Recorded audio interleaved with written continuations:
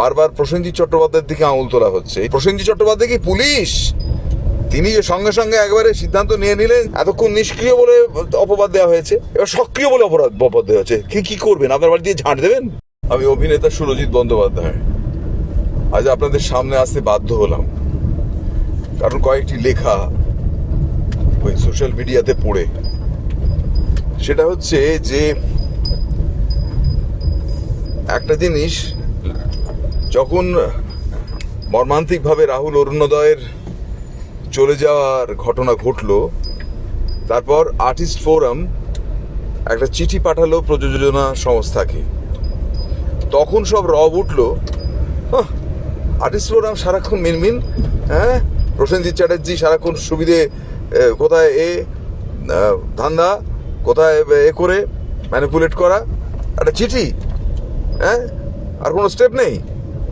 হলো এরপর যখন প্রসেনজিৎ চট্টোপাধ্যায় দায়িত্ব নিয়ে সবাইকে জড়ো করে এবং নতুন কমিটির সকলে প্রসেনজিৎ চট্টোপাধ্যায়ের পেছনে থাকলো, যখন একেবারে সরাসরি রিজেন্ট পার্ক থানায় এফআইআর হলো, প্রসেনজিৎ চট্টোপাধ্যায় প্রিয়াঙ্কাকে নিয়ে ছুটলেন, সঙ্গে যিশু আমাদের তালসারিতে ওই একই দিনে ছুটে তলসারি থানায় এফআইআর করলেন এবং লয়ারের পরামর্শ নিয়ে এবং ফিরে এলেন। তারপরে যখন গতকাল সব কিছুর পর সিদ্ধান্ত নেওয়া হলো, মানে নিলেন আর্টিস্ট ফোরামের কমিটি, বারবার প্রসেনজিৎ চট্টোপাধ্যায়ের দিকে আঙুল তোলা হচ্ছে। এটা অদ্ভুত লাগছে আর কি। ভদ্রলোক তো, তার এখানে সেই অর্থে কোনো ইন্টারেস্ট নেই। তার জলে ডোবার সিন হলে অন্তত 18টা লোক থাকবে এ বিষয়ে তিনি নিশ্চিত, তার বিপদ নেই। কিন্তু তিনি তো তার সময় তুচ্ছ করে রাহুলের মৃত্যু তাকে এতখানি ধাক্কা দিয়েছে যে আমাদের তথাকথিত ম্যানিপুলেটর স্কিমবাজ প্রসেনজিৎ চট্টোপাধ্যায় একেবারে ঝাঁপিয়ে পড়লেন এবং সমস্ত সুখ, খাওয়া দাওয়া নষ্ট করে 7 দিন ধরে চোখের সামনে দেখলাম মানুষটাকে যে দিনরাত এক করে কোথায় তালসারি, কোথায় রিজেন্ট পার্ক থানা, কোথায় মিটিং, এটা তো করলেন। এইবার যে ঘোষণা হয়েছে যে প্রযোজনা সংস্থাকে, তাকে যতক্ষণ না তারা সঠিক উত্তর দিতে পারছেন, যে 9 দিন হয়ে গেল এখনো তো কোনো সঠিক উত্তর পাওয়া গেল না, সেই উত্তরটা দিতে পারছেন ততক্ষণ তার সঙ্গে কেউ কাজ করবে না।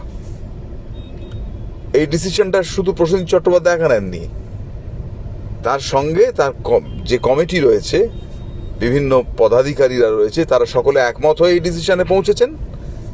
এবার আজকে দেখছি ভিন্ন ভিন্ন জায়গা থেকে যারা প্রসেনজিৎ চট্টোপাধ্যায়কে নিষ্ক্রিয় বলে, আর্টিস্ট ফোরামকে নিষ্ক্রিয় বলে এতক্ষণ আঙুল তুলেছিল, তার মধ্যে একজন সাংবাদিক ওই বেশ বড় দৈনিক পত্রিকায় কবে হাতে কলমে ঘি খেয়েছিলেন, তার গন্ধ শুকে এখনো ওই প্রসেনজিৎ চট্টোপাধ্যায়কে টার্গেট করে লিখে যাচ্ছেন। তখন লেখবার হিম্মত ছিল না, জানতো চাকরি চলে যাবে। এখন খুব পেয়ে গিয়ে লিখছেন যে প্রসেনজিৎ চট্টোপাধ্যায় কি পুলিশ? তিনি যে সঙ্গে সঙ্গে একবারে সিদ্ধান্ত নিয়ে নিলেন যে প্রযোজনা সংস্থাকে ব্যান করা হবে। প্রথম কথা, প্রসেনজিৎ চট্টোপাধ্যায় কখনোই ডেমোক্রেসি ভেঙে একা এই সিদ্ধান্ত নেননি। তার সঙ্গে আর যে পদাধিকারীরা রয়েছেন, সে শিল্পীরা, তারা সকলে একমত হয়ে এই ডিসিশনে পৌঁছেছেন এবং একটা স্টেপ সক্রিয় হয়েছে। এইবার কথা হচ্ছে, মানে নিষ্ক্রিয় থাকাটাও অপরাধ ছিল। তখন সত্যিই সবার মনে হতো যে কেন আর্টিস্ট ফোরামের যেন কোনো নখদন্তহীন আর্টিস্ট ফোরাম। এবার যখন আর্টিস্ট ফোরাম সঠিকভাবে নখদন্ত বার করলো, তখন আবার তিনি কি পুলিশ বলে তারপর আক্রমণ শুরু হলো। মানে এইগুলো না নেওয়া যাচ্ছে না আর কি। একজন অভিনেত্রী হঠাৎ করে যখন সকলের কাছে খবর গেল, সবাই কাছে পৌঁছেছে যে প্রত্যেকের এজেন্ডা থাকতে পারে, সেখানে বামপন্থীরা ছিল, বিজেপি ছিল, যাদের আমাদের স্বরূপ বিশ্বাসের তার কর্মপদ্ধতি বা এর ওপর যে অভিযোগ ছিল, সেইটা কিন্তু এইখানে নয়। কারণ স্বরূপ নিজেও এগিয়ে এসেছেন এবং কালকে তিনিও কোনো পলিটিক্যাল বক্তব্য রাখেননি এবং শিল্পী টেকনিশিয়ানের ঐক্যের কথা বলেছেন, এবং সেটা সকলে মিলে সেইখানে দায়িত্ব নিয়ে করতে হবে বলেছেন। ফলে ওই কেসটা আলাদা।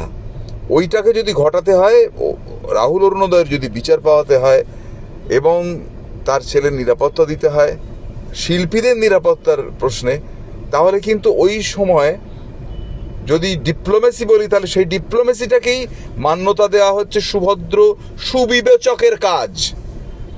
তখন একজন অভিনেত্রী তার এজেন্ডা নিয়ে গিয়ে সেইখানে একটা অদ্ভুত সিন ক্রিয়েট করলেন, ক্রাইসিস করলেন।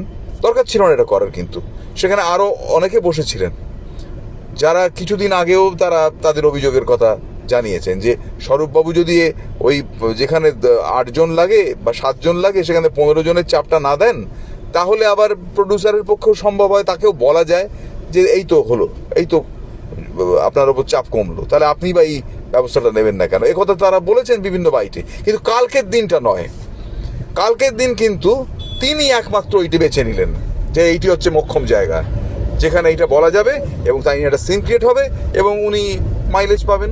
বিভিন্ন মিডিয়া তার সামনে তার কন্দনরত অবস্থার ছবি, তার ক্রুদ্ধ অবস্থার ছবি নানা রকমভাবে পোস্ট করবে। মানে এইটা না নিতে পারছি না আর কি, যে তারা কি চান। এতক্ষণ নিষ্ক্রিয় বলে অপবাদ দেওয়া হয়েছে, এবার সক্রিয় বলে অপবাদ দেওয়া হয়েছে। কি করবেন? আপনার বাড়ি দিয়ে ঝাঁট দেবেন, তবে আপনি খুশি হবেন?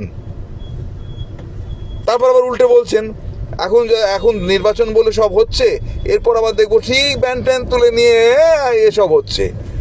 মানে যখন হবে তখন বলবেন, যখন হবে তখন বলবেন। আর তারা যদি প্রযোজনা সংস্থার ওপর ব্যক্তিগত প্রসেনজিৎ চট্টোপাধ্যায় বা ওই কমিটির কোনো শিল্পীদের তো কোনো ক্রোধ নেই, এই ঘটনার পারপাসে একটা স্টেপ নেওয়া হয়েছে, মানে নিয়েছেন তারা। এইবার সেই ঘটনায় যদি তারা প্রমাণ করতে পারেন যে না এটা তা ছিল না, এই আমরাও তখন জানতে পারিনি, হ্যাঁ আমাদের কিছু আগ বাড়িয়ে মন্তব্য করাটাই সর্বনাশ করেছে, এই মন্তব্যগুলো না করলেই হতো।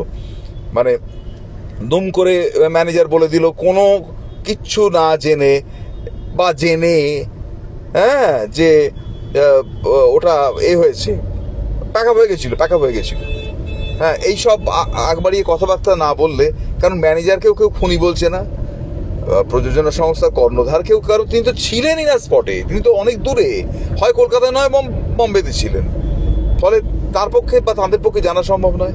এবং এই যে শুটিংটা কিভাবে হবে, কোথায় পারমিশন নিতে হবে, হ্যাঁ, ওই এলাকার লোকেদের ইনভলভ করতে হবে, যারা ওই জল ওই ওখানকার চোরাবালি হাতে তালুর মতো চেনে, তাদের অ্যারেঞ্জ করতে হবে। হয়তো 2-4-5 হাজার টাকা দিলে তাদের হয়ে যায়।